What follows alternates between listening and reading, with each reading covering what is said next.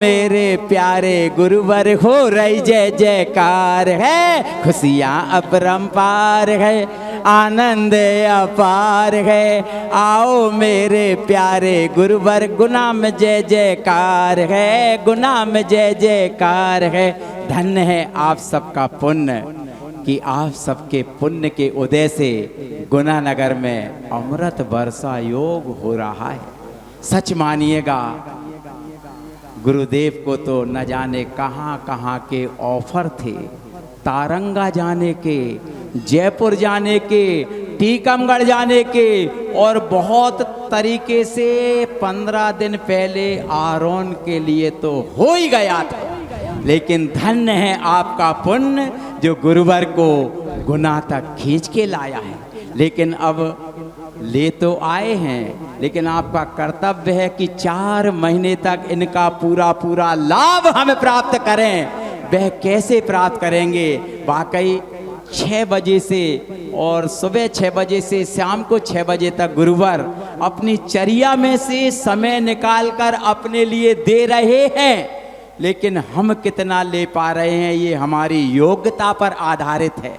अनुरोध कर रहा हूँ, आप तो आ ही रहे हैं, लेकिन आप 2-2 लोगों को और लाभ मिले, इसलिए प्रेरणा करें ताकि आपका 6वां हिस्सा पुण्य का स्वतः ही मिल जाए। फिलहाल में आचार्य महाराज के चित्र का अनावरण और दीप प्रज्वलन करने के लिए बहुत आदर के साथ 2 परिवारों में से कोई यदि यहाँ हो, भाई हरीश जी का परिवार अथवा प्रमोद कुमार जी, बाबूलाल जी उमरी वालों का परिवार यदि यहाँ पर हों तो कृपया आएं और आचार्य श्री जी के चित्र का अनावरण दीप प्रज्वलन करने का सौभाग्य प्राप्त करें।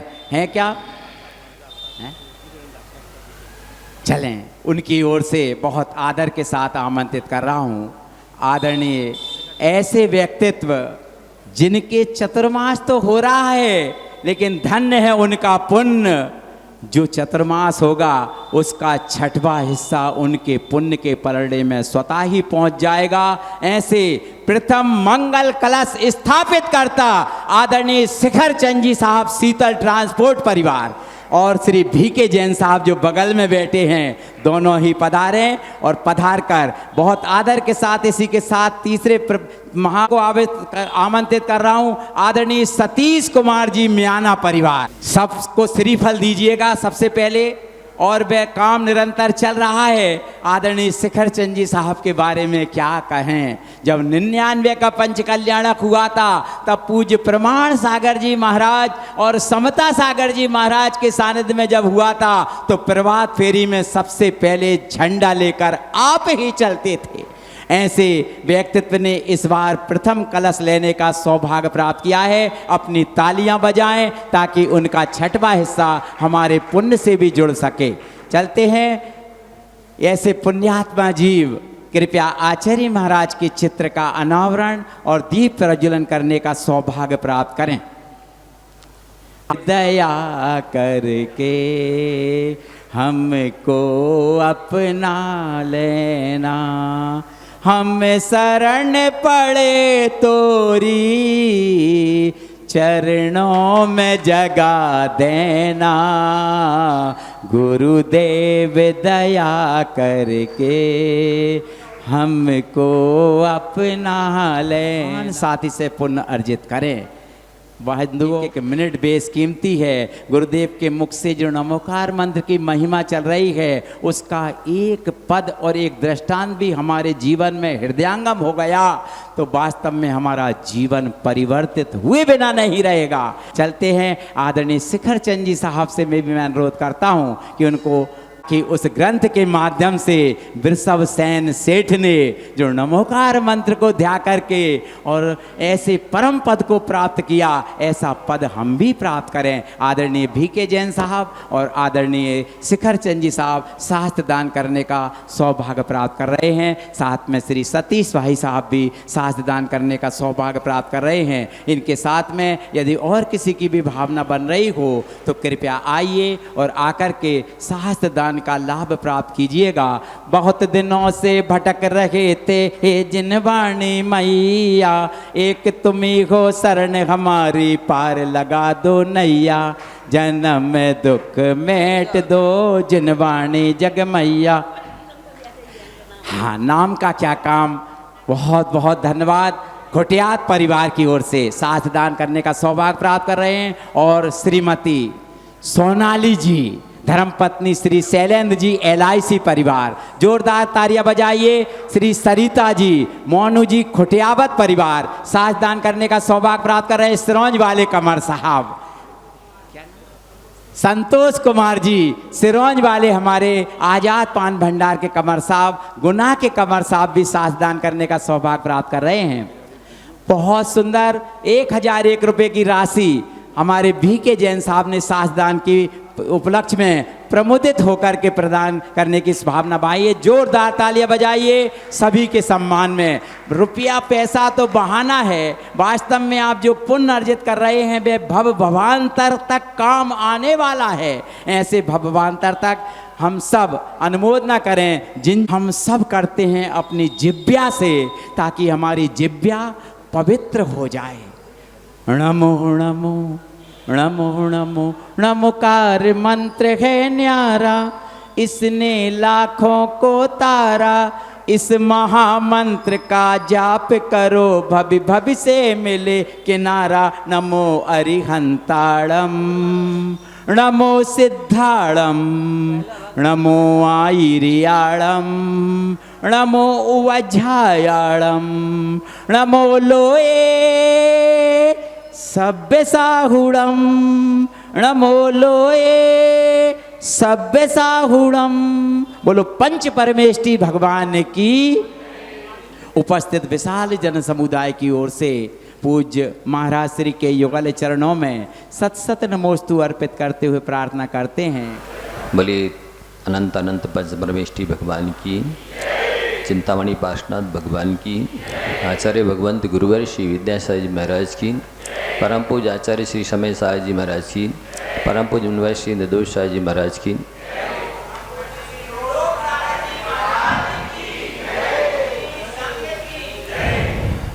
प्यारे बंधुओं, महामंत्र की महिमा हम कुछ कहने जा रहे हैं। वस्तुतः पूरी महिमा तो गणधर देव भी नहीं कह सकते। एक ध्यान का ग्रंथ है तत्वानुशासन, उसमें आचार्य नागसेन देव जी लिखते हैं,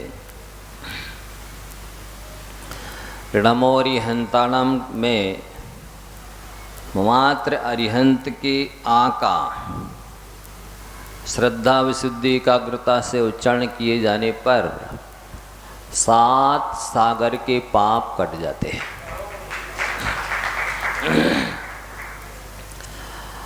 सागर समझते हैं कितना बड़ा होता है? असंख्यात द्वीप समुद्रों के बीच में जम्बू द्वीप है, 1 लाख योजन चौड़ा है। उसको घेरे हुए कालोदरी समुद्र है, वो 2 लाख योजन चौड़ा है। तो परिधि लगभग 6 लाख योजन से ज़्यादा हो जाती है। उसको घेरे हुए धातकी खंड द्वीप है, वो 4 लाख योजन चौड़ा है। उसको घेरे हुए कालोदरी समुद्र है, वो 8 लाख योजन चौड़ा, यानी एक से दूसरा दूना दूना होता जाता है। ऐसे असंख्यात द्वीप हैं और असंख्यात ही समुद्र हैं।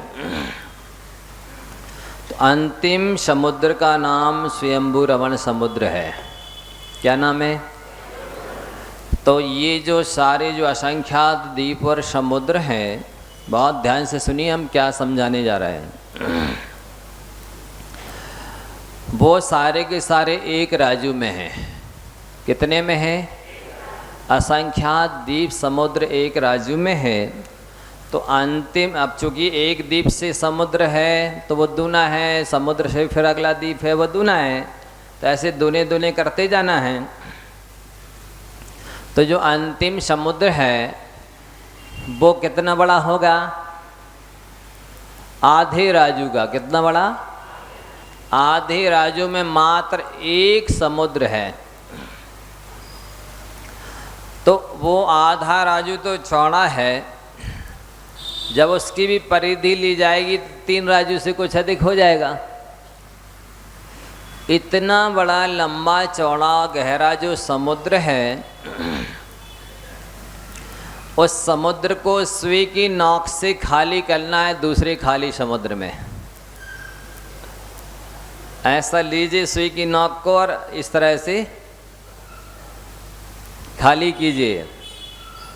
जितने समय में वो पूरा समुद्र खाली हो जाए और खाली समुद्र भर जाए, इससे भी कहीं बड़ा एक सागर होता है। ऐसे ऐसे 7 सागर के पाप मात्र अरिहंत के आ का उच्चारण करने से नष्ट हो जाते हैं। मतलब 7 सागर के पीरियड में ये जीव जितने भी भाव धारण करेगा, हो सकता है 33 सागर की आयु वाले 7वें नरक में जाए, 3 पल्ले की आयु वाले कहीं भोगभूमि में या कहीं अन्यत्र 4 गति में कहीं भी चला जाए। तो उस एक जीवन में जितने पाप करें, ऐसे ऐसे 7 सागर में कितने जन्म मरण करेगा वह जीव कहा नहीं जा सकता, और कितने पाप करेगा। ऐसे ऐसे 7 सागर में मान लो अनंत भाव धारण किए और उसमें उसने अनंत पाप किए, उन सारे पापों को नष्ट करने की क्षमता वल्ली अरिहंत के आ का उच्चारण करने में है। और एक पद नमो अरिहंताणम बोलते हैं तो 50 सागर के पाप नष्ट हो जाते हैं। पूरा एक बार नमोकार मंत्र बोला जाता है 5 पद, तो 500 सागर के पाप नष्ट हो जाते हैं। ये मेरा चिंतन नहीं है, कल्पना नहीं है, गप नहीं है, शास्त्र का नाम, मैं आचार्य का नाम बता रहा हूँ। आप ग्रंथ ले आएंगे तो खोल के दिखा देंगे। फिर आगे लिख रहे हैं, मतलब इतने पापों को नष्ट करने की, 500 सागर के पापों को नष्ट करने की क्षमता ओनली एक बार पढ़े गए नमोकार मंत्र में है। तब फिर जो व्यक्ति 1 लाख माला फेरेगा, तो ये भी उमा स्वामी आचार्य महाराज ने लिखा है कि श्रद्धा विशुद्धि एकाग्रता से 108 मंत्र की एक माला होती है। ऐसी ऐसी 1 लाख माला फेरेगा तो मंत्र हो जाएंगे 1 करोड़ 8 लाख। मंत्र तो होंगे 1 करोड़ 8 लाख, पर नमस्कार हो जाएगा 5 करोड़ 40 लाख बार, क्योंकि एक बार में 5 बार नमस्कार होता है, एक बार नमोकार पढ़ने में। तो इतने पापों को नष्ट करने की क्षमता जब आ मात्र के उच्चारण करने में 7 सागर के पाप नष्ट होते हैं। नमो अरिहंताणम बोलने पर 50 सागर के पाप नष्ट होते हैं, और पूरा नमोकारम बोलने पर 500 सागर के पाप नष्ट होते हैं। तो कोई व्यक्ति 1 करोड़ 8 लाख बार नमोकारम में पढ़े और उससे तीर्थंकर प्रकृति का बंध हो जाए, तो इसमें कोई आश्चर्य की बात नहीं है। तो ऐसा लिखा है शास्त्रों में, ये प्रमाण आपको दिए गए हैं, शास्त्र हैं यहाँ, जो नहीं लिए जिनने वो ले ले। कुछ दूसरा भाग भी आ गए हैं। इन दोनों भागों को पढ़ने का महत्व तो मैंने बताया था कि 10 बार आपने स्वाध्याय किया और सारी रट गए एक एक लाइन इसकी, तो फिर आपकी इतनी ज्ञान प्रज्ञा बढ़ जाएगी, तर्कना शक्ति, कि सुप्रीम कोर्ट का वकील आपसे नहीं जीतेगा। दूसरा भाग अभी कम है, आने पर देंगे, कुछ हैं अभी। पहला भाग आप लोग जो नहीं ले गए ले सकते हैं, अथवा मान लो जहाँ आप बैठे हैं वहाँ पुस्तक नहीं है, जहाँ पुस्तक है वहाँ समय नहीं है, तो जहाँ बैठते हैं घर में, ऑफिस में, दुकान में, रात में, दिन में, कहीं भी आप अपने पास रख सकते हैं। 1 से ज़्यादा भी ले जा सकते हैं। और ये भी बताया कि किसी को पाप में लगाने पर 6ठा हिस्सा उसका पाप का अपन को लगता है, और यदि अपन किसी को धर्म से लगाते हैं तो 6ठा हिस्सा उसके धर्म का पुण्य का अपन को मिलता है। 6ठे हिस्से का मतलब 16.5% पुण्य है लगभग। तो आप ज़्यादा तप त्याग नहीं कर पा रहे हैं, तो इस तरह से ये ग्रंथ दे कर के लोगों को और 16.5% पुण्य कमा सकते हैं। तो यहाँ पर महामंत्र की महिमा के बारे में बताया जा रहा है कि इतनी महिमा इसकी है, और आप इतने सरल उपाय के द्वारा भी यदि आत्मकल्याण नहीं कर सकते हैं तो या तो आप अभव्य हैं या दूरानुदूर भव्य हैं। पहले की नमोकार मंत्र की जो भी माला आप फेरते हैं वो इसी में गिन लेना, और चलते फिरते की करना। तो 24 घंटे में जितनी भी आप फेरते हैं माला नमोकार की वो सब गिनना। इस काउंटिंग मशीन में मंत्र आते हैं तो आपको मंत्र लिखना है, माला नहीं लिखी जाएंगी। वो तो लास्ट में 1 करोड़ 8 लाख मंत्र हो जाए तो समझ लेना कि मेरी 1 लाख माला हो गई है। मंत्र लिखे जाते हैं। दिन भर की काउंटिंग एक कॉपी में या जो पुस्तक दी गई आपको उसके पीछे जो कोरे कागज़ दिए गए हैं, तारीख भी डली है, उसमें मंत्र लिख देना है कि 10,000 12,000 5,000 8,000 जो भी मंत्र पड़े वो लिख दिए और फिर रीसेट कर दिया। मशीन में पानी नहीं जाना चाहिए, मशीन का दुरुपयोग नहीं करेंगे, कोई बिना नियम लिए या डबल नहीं लेंगे, और जो नियम लें उसी के लिए लेंगे। इसके बारे में शास्त्रों में जो आपको कल श्लोक सुनाया गया था कि जिन्होंने अपने जीवन में हजारों पाप किए हैं, लाखों पाप किए हैं और हजारों पशुओं को मार के खा गए हैं, भी मांसाहारी प्राणी भी अंत समय में महामंत्र को सुन ले गए तो स्वर्ग में रिद्धिधारी देव होते हैं। तो ऐसी ही कथा एक और आपको हम सुनाने जा रहे हैं। आप ध्यान से सुनेंगे कि उस जीव का चरित्र कैसा था और उसका भविष्य कैसा हुआ। ध्यान से सभी लोग सुनेंगे, पात्रों के नाम भी याद रखेंगे। उत्तर मथुरा में उदितोदय नाम के राजा रहते हैं, उनकी रानी का नाम रहता है यशोमती।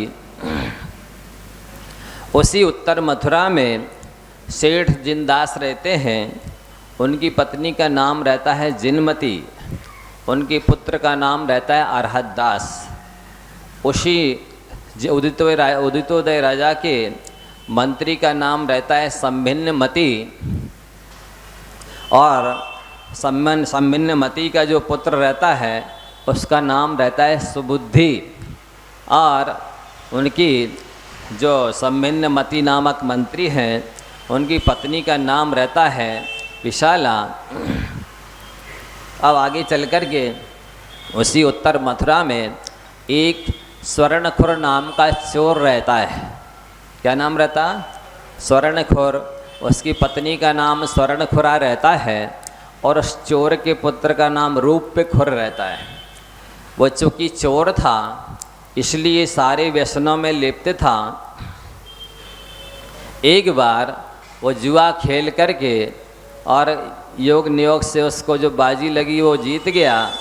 तो होता क्या है कि जो जुआ इत्यादि खेलते हैं वे यदि जीत जाएं तो उनके जो साथी लोग होते हैं वे कहते लाओ हमको भी खिलाओ, चलो यहाँ होटल पे ले चलो, वहाँ ले चलो, हम जीतेंगे तो तुम्हें खिलाएंगे, हम लोग के पास तो कुछ बचा नहीं है, तुम लाओ। तो इस तरह से वो अपना जो जीता हुआ पैसा था याचकों को दे कर के राजमहल के बाजू से जा रहा था कि उसको जलेबी की खुशबू आई। उसने देखा अरे ये तो राज दरबार है, यहाँ तो बहुत अच्छे अच्छे व्यंजनों की खुशबू आ रही है और मुझको तो अंजन गुटिका विद्या सिद्ध है, क्यों ना अंजन गुटिका विद्या का प्रयोग करके अंदर राजमहल में जाकर के माल टाल खाया जाए। और उसने आँखों पर अंजन लगाया और अदृश्य होकर के राज दरबार में चला गया। राजा के साथ बैठ करके सब माल टाल खाया और बस चला गया। अब ऐसा करते करते बहुत दिन हो गए उसको, खाते खाते अंजन तो लगाना है, अंदर चले जाना, राजा के साथ में भोजन करना। अब आप लोग समझेंगे जो रसगिर्दी है व्यसन है, ये भी लोग इसे व्यसन नहीं समझते। जो रसना के वशीभूत हैं, आसक्त हैं, कभी भी कहीं भी कुछ भी खाते रहते हैं उनको वो रसगिद्दी नाम का व्यसन माना जाता है और इसी की वशीभूत होकर के वो नरकादि में जाते हैं। तो उसको रसगिद्दी, बाकी सारे व्यसनों की तो कमी पड़ गई, लेकिन रसगिद्दी व्यसन सबसे अधिक हो गया। अब बहुत दिन हो गए, राजा को दुगना तिगना भोजन करने लगा, लेकिन इसके बाद भी धीरे धीरे राजा दुर्बल हो गया। तो सम्मिन्नमति ने सोचा, मंत्री ने, क्या बात है, राजा के पास भोजन की तो कमी है नहीं, राजा दुबला क्यों हो रहा है। देखते देखते उसने फिर राजा के पास जाकर पूछा, राजन कोई चिंता है क्या, भोजन बराबर नहीं हो रहा है, कौन सी परेशानी है, आपका स्वास्थ्य तो ठीक है ना, मानसिक कोई चिंता है, शारीरिक कोई व्याधि है, क्या वजह है, आप दुबले क्यों हो रहे हैं। तो राजा कहता है, क्या बताऊं, मुझे बताने में हंसी आ रही, मतलब एक संकोच लग रहा है, हंसी का विषय है। मैं पहले की अपेक्षा दुगना चौगना भोजन करता हूँ, लेकिन इसके बाद भी पेट नहीं भरता है। पता नहीं, लगता है कोई अंजन विद्या सिद्ध मनुष्य मेरे साथ भोजन करता है। जब मंत्री को पता चला ऐसी स्थिति है, राजा के साथ कोई अंजन विद्या सिद्ध भोजन करता है, देखता हूँ।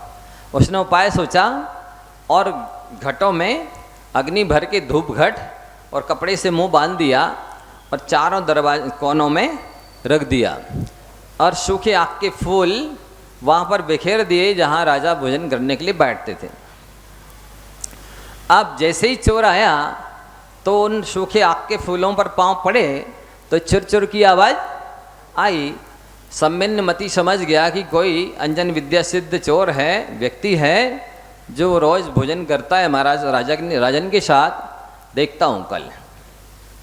अब उसने पूरी व्यवस्था की, धूप घटों को अच्छी तरह बांधा, चारों कोनों में रखा और वो सूखे हुए आक के फूल फैलाए बिखराए और चारों दिशाओं में मंत्रवादियों को बिठाया, एक तरफ कोने में पहलवानों को बिठाया, व्यवस्था पूरी करके। और जैसे ही चोर आया तो चुर चुर की पैर से चूर्ण होने की, फूलों के कुचले जाने की आवाज़ आई तो समझ लिया कि चोर आ गया है। तो सारे दरवाजे बंद कर दिए, अर्गल लगा दिए, कुंडी पैक कर दिए, बंद कर दिए, ताले लगा दिए और धूप घट खोल दिए। अब धुआं फैला तो उसको धुआं लगा आँखों में तो आंसू आए, आंसू आने से तो उसने पहुँचा तो अंजन निकल गया। अंजन निकल गया तो वो चोर प्रत्यक्ष में दिखने लगा। दिखा तो सम्मिन्य मंत्री ने उन पहलवानों को जो छुपा के रखा था पकड़वाया और राज दरबार में पेश किया गया और उससे सारी जानकारी ली। सारी जानकारी होने के बाद राजा को बहुत गुस्सा आया कि इसको खाना ही था तो मेरे साथ बैठ के क्यों खाता था। इसको अंजन विद्या सिद्ध थी, ये तो कहीं भी खा सकता था। तो कहा, जाओ इसको ले जाओ और मार डालो, सूली पर चढ़ा दो। राज कर्मचारियों ने पकड़ा तो उसके सिर मुड़ाया, चेहरा मुंह काला किया, गधे पर चढ़ाया और मारते पीटते हुए, गाली देते हुए, अनेक तरह की विडंबना करते हुए इसके साथ शमशान घाट में ले गए जहाँ पर सूली पर चढ़ाना था। लोगों ने देखा कि देखो, व्यसन करने वाले, चोरी करने वालों की ऐसी दशा होती है, जो रसना इंद्री की वशाभूत होते हैं उनकी इस तरह से दशा होती है।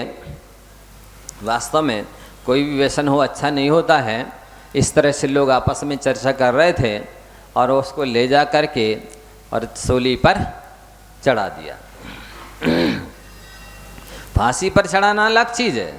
फांसी पर चढ़ाने में तो फंदा पर लटकाना है तो 1 मिनट में पैर निकल जाने हैं, पर सूली पर क्या होता है, ईसा मसीह की तरह ऐसे खड़ा कर दिया, पूरे शरीर में कीले ठोक दिए। अब तड़प तड़प के मरना है, जितने दिन में प्राण निकल जाए। तो उस बेचारे को, चोर को सूली पर चढ़ा दिया। 1 दिन हो गया, 2 दिन हो गए, 3 दिन हो गए, प्राण नहीं निकल रहे। ऊपर नीचे से सियारों ने उसके पैर भक्षण कर लिए, ऊपर में कौओं ने पूरा सिर कोल खाया। और शरीर में कीले छिदे हुए हैं, और रास्ते में तो पिटाई उसको हुई है, राज कर्मचारियों के द्वारा अपमानित किया गया, दंडित किया गया, गालियां दी गई, फिर भी प्राण नहीं निकल रहे। इतने में जिनदत्त सेठ अपने पुत्र अरहतदास के साथ जिनालय से पूजन करके निकलते हैं उस रास्ते से, तो वो चोर जिनदत्त सेठ की प्रशंसा करता है। सेठ जी, आप तो परम दयालु हैं, धर्मात्मा हैं, परोपकारी हैं। सज्जन लोग तो ऐसे ही होते हैं कि वो जैसे परोपकाराय दुहंती गावा, परोपकाराय बहंती नद्याः, परोपकाराय फलंती वृक्षाः, परोपकाराय सताम विभूति। जैसे नदी परोपकार के लिए बहती है, गाय परोपकार के लिए अमृत जैसा दूध देती है, परोपकार के लिए वृक्ष फलते हैं, ऐसे ही सज्जनों की प्रकृति होती है, स्वभाव होता है कि वे परोपकार ही करते हैं, निस्वार्थ भाव से दूसरों का तन मन धन से उपकार करते हैं।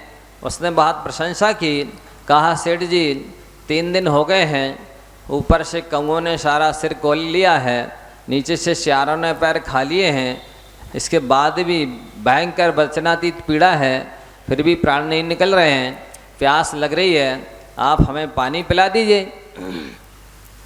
तो राजा ने क्या किया था कि उसको तो सूली पर चढ़वाया, लेकिन चारों दिशाओं में गुप्तचरों को नियुक्त कर दिया कि देखना जो व्यक्ति इस चोर से बात करे समझ लेना कि उसके पास और भी राज का धन है, राज की धन उसके पास होना चाहिए, तो उसको पकड़ करके ले आना, जो भी बात करे हमें बता देना। अब ये चर्चा हो रही थी अरहतदास जिंदा सेठ की और चोर की, तो गुप्तचरों ने देख लिया। तो सेठ जी ने कहा कि भाई मैंने गुरु की 12 वर्ष सेवा की है, आज उन्होंने प्रसन्न होकर के आशीर्वाद स्वरूप मुझे एक मंत्र दिया है, नमोकार मंत्र। अब मैं आपको यदि पानी लेने जाता हूँ तो भूल जाऊँगा। तो वो चोर कहता है कौन सा मंत्र है, इसकी क्या महिमा है?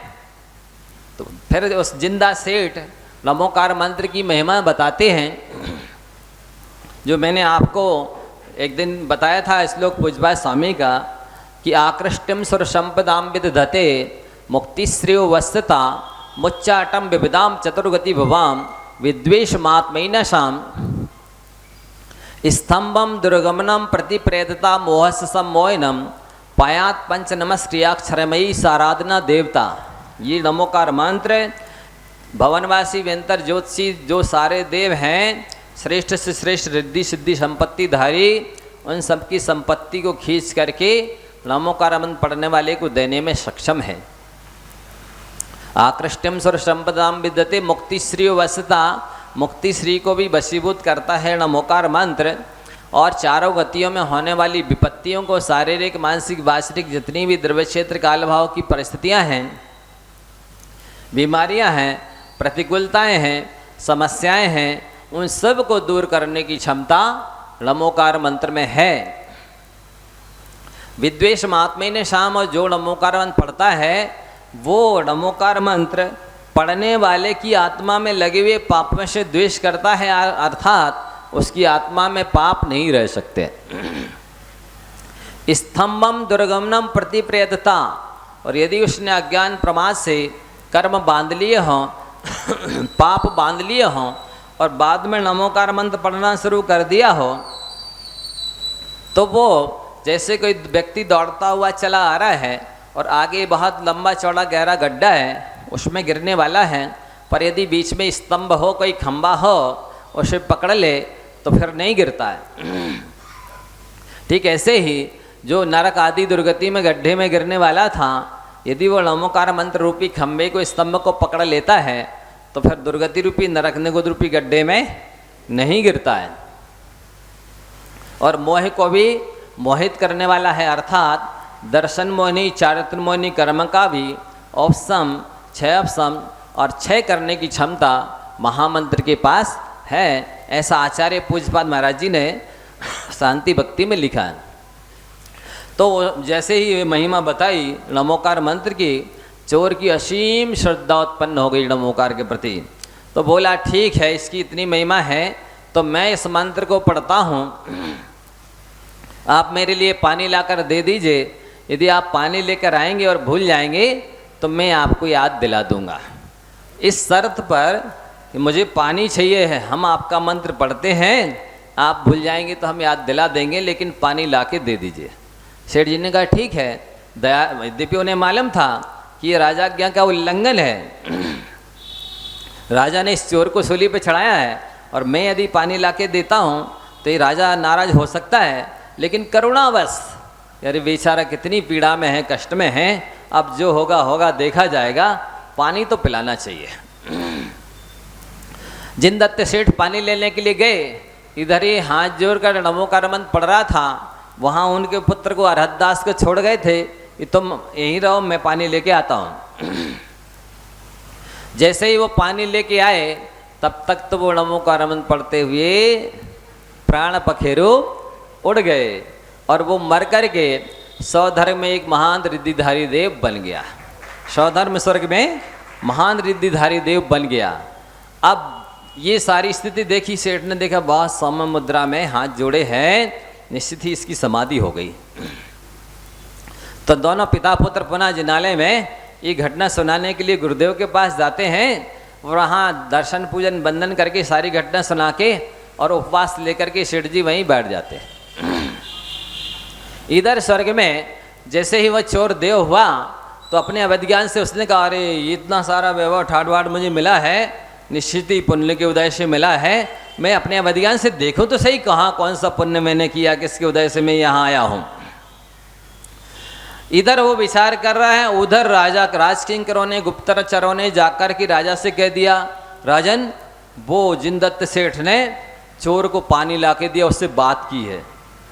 राजा ने कहा निश्चित ही इसके जिनदत्त सेठ के पास में और भी राजकीय धन होना चाहिए, और सैनिकों को भेजा कि जाओ जिनदत्त सेठ को पकड़ के लाओ।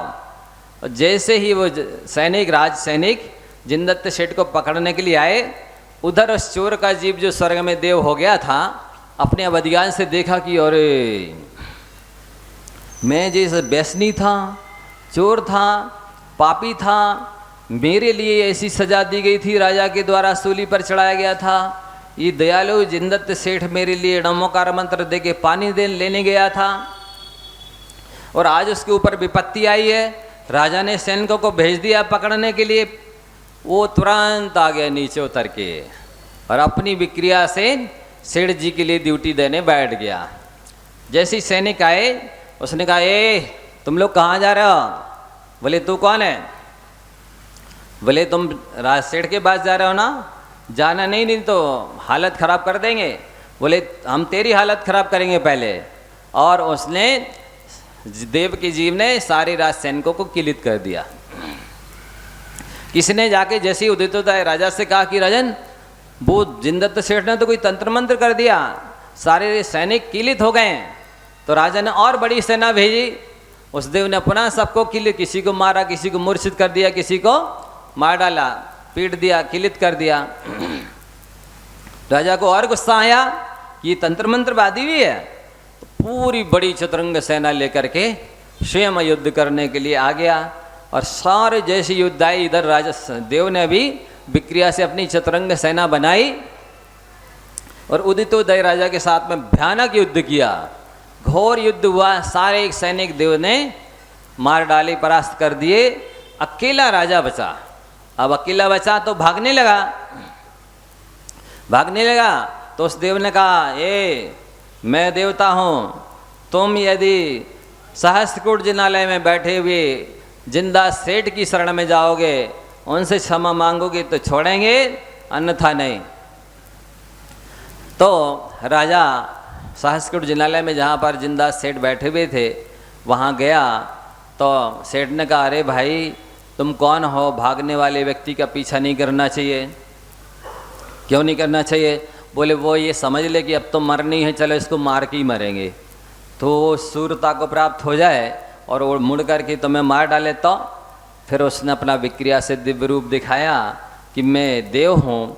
और बाद में कहा कि और उस देवता ने, ध्यान दीजिए विशेष बात, पहले नंबर सेठ की 3 परिक्रमा लगाई, दीनदास सेठ की, नमस्कार किया। बाद में देव को और गुरु को परिक्रमा लगाई, नमस्कार किया। तो राजा कहता है आप देव हैं, पर देवों का क्या इतना विवेक नहीं है कि कैसे किस क्रम से नमस्कार करना चाहिए? पहले भगवान को नमस्कार करना चाहिए, फिर गुरु को नमस्कार करना चाहिए, फिर यदि कोई श्रावक है, साधक है, तो उसको इच्छा कार्य था योग्य वंदना जयजनन करना चाहिए। वो देवता कहता है मुझे विवेक है, लेकिन ये सेठ मेरे आद्य गुरु, परम गुरु है, प्रथम गुरु हैं। वो पूछता है राजा कैसे हैं ये आपके गुरु? तो वो सारी घटना सुनाता है, पहले से लेकर के शुरू से पूरे जीवन की, सप्त व्यसनों की, चोर अवस्था की, और राजा के साथ किस तरह से मैंने अंजन गुटिका विद्या लगा करके कैसे कितने दिन तक भोजन किया, कैसे क्या क्या किया, पूरा सुना दिया। और सूली पे चढ़ने तक का, और किस तरह उन्होंने नमोकार मंत्र दिया था, उसके प्रभाव से मैं स्वर्ग में महान रिद्धिधारी देव हुआ हूँ। ये जैसे सुना तो राजा को भी जिन धर्म के प्रति आस्था हो गई और सम्यक दृष्टि हो गया राजा। उसने अपने पुत्र को राज दिया, स्वयं ने दीक्षा ले ली, सम्मिल ने मतिरी ने दीक्षा ले ली, और बहुत सारे श्रावकों ने देशव्रत ले लिए, अणुव्रत ले लिए। सारे लोगों ने जिन धर्म के प्रति आस्था की कि महामंत्र में कितनी शक्ति है। इस व्यक्ति ने सारे शक्ति व्यसन किए, सारे चोरी आदि सारे पाप किए, इसके बाद भी लमोकानमन पढ़ के कुछ कितनी बार पढ़ा होगा बताइए? जो सीली पर 3 दिन से चढ़ा है, भूखा प्यासा है, जिसके पैर स्यारों ने खा लिए, जिसका सिर सारा कौओं ने कोल डाला, भूख प्यास लग रही है, तड़फ रहा है, उसने बंधु नहाए नहीं था, उसने मुख में कुल्ला भी नहीं किया था, कपड़े भी नहीं बदले थे, वो भगवान के सामने स्फटिक की माला लेके भी नहीं बैठा था, और उसने ऐसी कोई मालाएं फेरी भी नहीं थी। कुछ 2, 4, 5, 7 बार पढ़ा होगा, जबकि वो लेके गया और लौट के नहीं आ पाया और वो शांत हो गया। तो बंधु ये सारे तर्क करना कि आप शुद्धि में नहीं है, कि नहाया नहीं है, कि कुल्ला नहीं किया, मुख में कुछ डाले हैं, कि पैर में कुछ पहने हैं, इत्यादि प्रश्न निरर्थक होते हैं। इन सब का महत्व नहीं है। महत्व है श्रद्धा, विशुद्धि, एकाग्रता का। तो जैसे रूपखोर चोर, जैसे चोर जीवन भर पाप करने वाले महामंत्र की आराधना करके इतना बड़ा रिद्धिधारी देव हो सकता कि जिसके अंडर में अधीनस्थ असंख्यात देव हो गए, ऐसा शास्त्र में लिखा है। तो आप इसको अच्छे से पढ़ सकते हैं। साथ ही पढ़ करके इस महाव्रत के प्रति श्रद्धा रखनी चाहिए। कुछ और 1-2 पॉइंट शास्त्रों के हम आपको सुनाते हैं।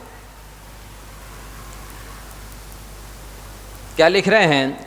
जो भव्य प्राणी उठते समय, गिरते समय, विश्राम करते समय, शयन के समय, जागृत होने के समय, शमशान में, वन में, भय के अवसर पर, विकट मार्ग में, नूतन ग्रह में प्रवेश करते समय, हर कार्य में लमोकार मंत्र पढ़ता है, वह समस्त उसके समस्त विघ्न दूर हो जाते हैं और इच्छित कार्य की सिद्धि नियम से होती है। ये उमास्वामी आचार्य महाराज ने लिखा है, इसलिए आपको श्रद्धा करने योग्य है। मैं कितने ग्रंथों के प्रमाण दे रहा हूँ, कितने आचार्यों के नाम ले रहा हूँ। आप उन सब ग्रंथों के लाएँ तो खोल के दिखा देंगे, नहीं तो सबके प्रमाण ग्रंथ और आचार्यों के नाम दिए हुए हैं। आप इसको बार बार पढ़ें, क्योंकि एक बार सुनने में, एक बार पढ़ने में उतनी श्रद्धा भक्ति नहीं होती है। मेरा अपना स्वयं का अनुभव है, जब बार बार इसको पढ़ते हैं तो मेरी स्वयं श्रद्धा अनंत गुनी बढ़ती जाती है। इसलिए इसको बार बार पढ़िए। और इतना भी लिखा है आचार्य अमितगति महाराज जी ने, अमितगति श्रावकाचार में, कि 9 बार नमोकार मंत्र का 27 में चिंतन करने पर मोक्ष की प्राप्ति भी हो सकती है। मात्र 9 बार। देखिए कई लोग कहते हैं ना, हमने ऐसा सुना है अपने कानों से, इसलिए कह रहा हूँ, और इसमें किसी को ऑब्जेक्शन प्रॉब्लम हो तो शंका समाधान कर सकता है। क्या कहते लोग कि हमें नमोकार मंत्र नहीं सुनाना। क्या करें? जब हमारी समाधि हो तो वो लोग बोलते हैं हम आत्मा का ध्यान करेंगे। क्योंकि नमोकार मंत्र पर वस्तु है, परमात्मा पर वस्तु है। एक द्रव्य दूसरे द्रव्य का कल्याण कर नहीं सकता, निमित्त बन नहीं सकता, इसलिए हम तो अपनी आत्मा का ही ध्यान करेंगे जिससे हमारा कल्याण होगा। तो ये धारणा आगम विरुद्ध है। अब आपको दूसरा अगला प्रमाण देते हैं। सागर धर्मामृत में पंडित आसादर जी ने लिखा है कि परमात्मा पर वस्तु है, लेकिन परमात्मा का ध्यान तो निज वस्तु है, और परमात्मा का ध्यान करने से संसार में संसार सागर से पार उतरने में कोई बाधा नहीं है। इसलिए और कितनी बड़ी बात कही है उन्होंने कि जो आत्मा यानी संसारी प्राणी जिस भाव से परिणमन करता है उस समय वो उस भाव से तन्मय हो जाता है। यदि अशुभ भाव से परिणमन करता है तो अशुभ भाव से तन्मय हो जाता है, शुभ भाव से परिणमन करता है तो शुभ भाव से तन्मय हो जाता है, और शुद्ध भाव से परिणमन करता है तो शुद्ध भाव से तन्मय हो जाता है। इसलिए अरहंत के ध्यान में तन्मय आत्मा भाव अरहंत हो जाता है। मतलब इस संसारी अवस्था में, रागी द्वेषी अवस्था में भी आप यदि अरहंत भगवान का ध्यान कर रहे हैं तो आपके लिए आचार्य भाव अरहंत की उपमा दे रहे हैं। कितना बड़ा टाइटल, कितनी बड़ी उपाधि, आप भाव अरहंत हैं। ये ऐसा पंडित आसादर जी ने अनगार धर्मामृत में लिखा है, आप देख सकते। बताइए ऐसी दशा में भी भाव अरहंत की उपमा आपको दी जाए, उपाधि दी जाए, आपको माना जाए, इससे बड़ी उपाधि और कोई पीएचडी की हो सकती है? आगे लिखते हैं, जितने भी जीव जे के गया मुखम गच्छन्ति के भी कम फल मुक्का ते सभ्य भी जानासु जिण नौकार प्रभावेण। ये तत्व विचार सार में आचार्य नागसेन महाराज जी लिख रहे हैं कि अनादि काल से लेकर आज तक जितने भी मोक्ष गए हैं, अनंत अनंत सिद्ध बने हैं, वर्तमान में विदेश क्षेत्र से बन रहे हैं, भविष्य में जो कोई भी मोक्ष जाएंगे वो सब नमोकार मंत्र का प्रभाव ही है। ये गाथा प्राकृत में इसमें दी हुई है, आप पढ़ सकते हैं। आप सोचिए, इसके अलावा नमोकार को छोड़ करके कोई भी आत्मा आज तक न सिद्ध हुई है, न हो रही है, न भविष्य में होगी। इस तरह का श्रद्धन आपको करना है। छोटे छोटे ग्रंथों के प्रमाण नहीं दे रहे हम, ये सभी ग्रंथ आगमिक हैं, प्रामाणिक है। और धवला, जय धवला, महाधवला जिनकी आप श्रुत पंचमी को पूजा करते हैं, वो तो साक्षात द्वासांग जिनवाणी माता के अंश माने जाते हैं। उन कसाय पाहुड़ ग्रंथराज में भी लिखा है, जिन शासनस्य सारो 14 पुब्बाण समुद्धारो जस मणे नमो यारो संसारो तस्य किम कुड़ई। ये प्राकृत भाषा की गाथा सौरसैनी प्राकृत में कसाय पावड़ में लिखी है आचार्य वीरसेन महाराज जी ने कि पूरे जिन शासन का सार, पूरी दिव्य ध्वनि का सार, पूरी द्वादशांग जिनवाणी माता का सार नमोकार मंत्र है। वह नमोकार मंत्र 14 पूर्वों से निकाला गया है। ऐसा महामंत्र जिसके कंठ में है, संसार उसका कुछ भी नहीं बिगाड़ सकता। अर्थात वो जीव संसार में ज़्यादा देर तक नहीं रहेगा, ऐसी गारंटी आचार्य महाराज दे रहे हैं। इसके बाद भी दूसरा, कई लोगों क्या होता है, उनका कहना है स्वाध्याय परमम तपा। निश्चित बात है, स्वाध्याय परम तप है, हम भी कहेंगे, प्रेरणा देंगे, लेकिन स्वाध्याय करने की अनुकूलता हमेशा नहीं रहती।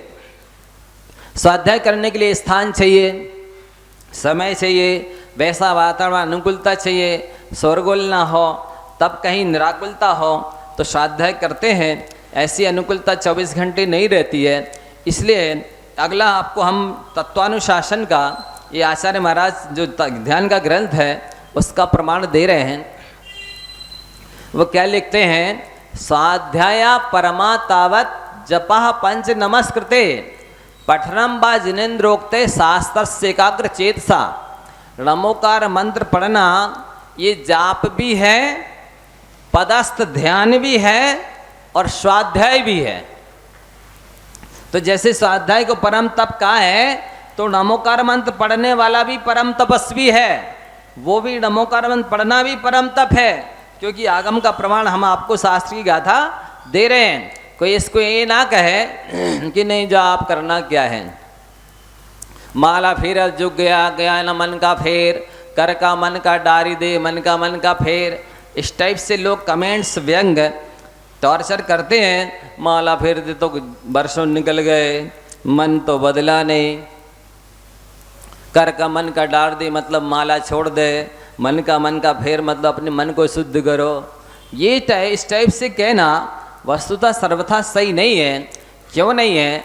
ये मात्र काय योग से भी जाप करने वालों को 33% का पुण्य मिलता है, इसलिए इसको सर्वथा व्यर्थ नहीं कहा जा सकता।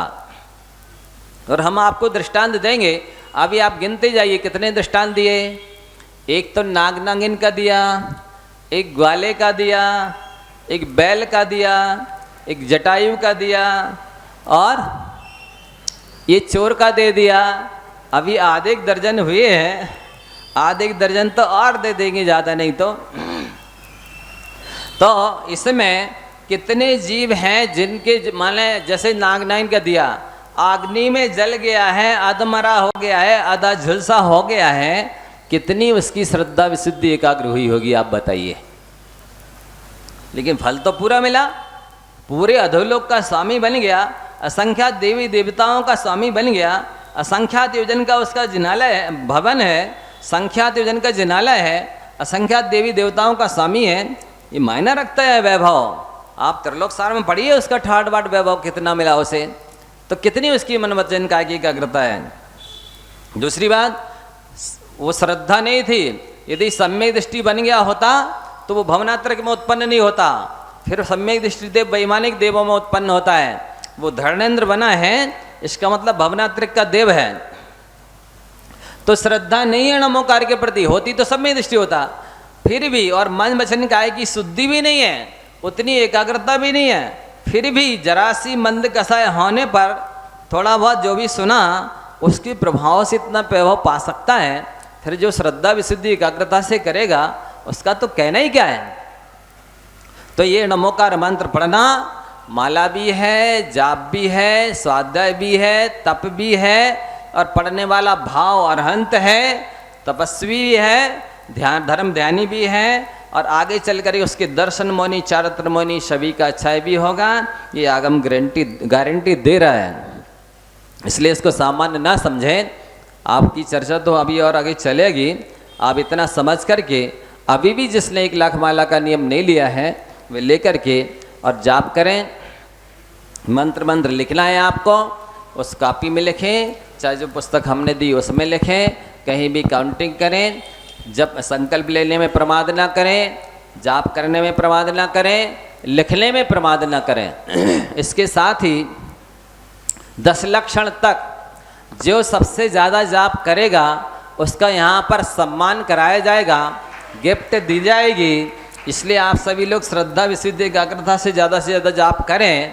और यहाँ सबको जितने लोग भी देखेंगे, फर्स्ट सेकंड थर्ड सांत्वना पुरस्कार आदि सबको अच्छे से अच्छा दिया जाएगा। इसलिए आप लोग ये काम श्रद्धा से अवश्य करें। आज समय हो गया है, आगे की चर्चा आगे की जाएगी। इस वर्ष का अमृत वर्षा योग जैन समाज गुना के पुण्य से नहीं हुआ, ऐसे महाराज पूरे गुना नगर के पुण्य के योग से भी नहीं, पूरे गुना जिले के पुण्य के योग से हमें चतुर्मास मिला है। और पूरे गुना जिले में एक चतुर्मास हो रहा है जो पूज्य निर्दोष सागर जी, निर्लोभ सागर जी, निरुपम सागर जी महाराज का है। इसमें अहम भूमिका हमारी नगर समाज की भी है। आज हमारे बीच पधारे हैं आदरणीय तेज सिंह जी यादव, जो कि वर्तमान में CMO गुना है, परियोजना अधिकारी शहरी विकास अधिकरण कलेक्ट्रेट से हैं। क्योंकि मुझे याद आ रहा है वह कोरोना काल, जब उस कोरोना काल में हम परिवारजन भी अपने सगे भाई को छू नहीं पा रहे थे। उस कोरोना काल में इन व्यक्तित्व ने नगर पालिका के पूरे लोगों की टीम के साथ उन कोरोना से पीड़ित व्यक्तियों का पूरा ख्याल रखा। और वर्तमान में भी हमारी निर्वाहन तेज सिंह जी यादव ने किया।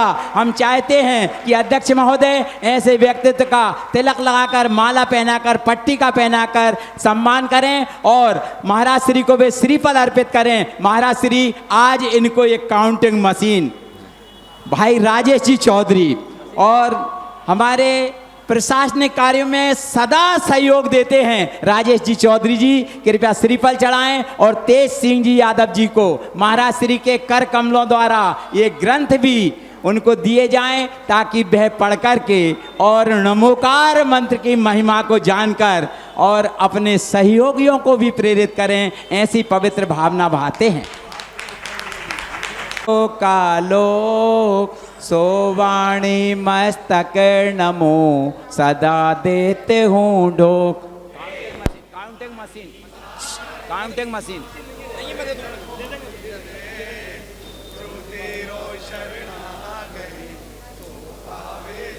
देव भजो अरिहंत को गुरु सेवो निर्ग्रंथ, दया धर्म पालो सदा यही मोक्ष का पंथ।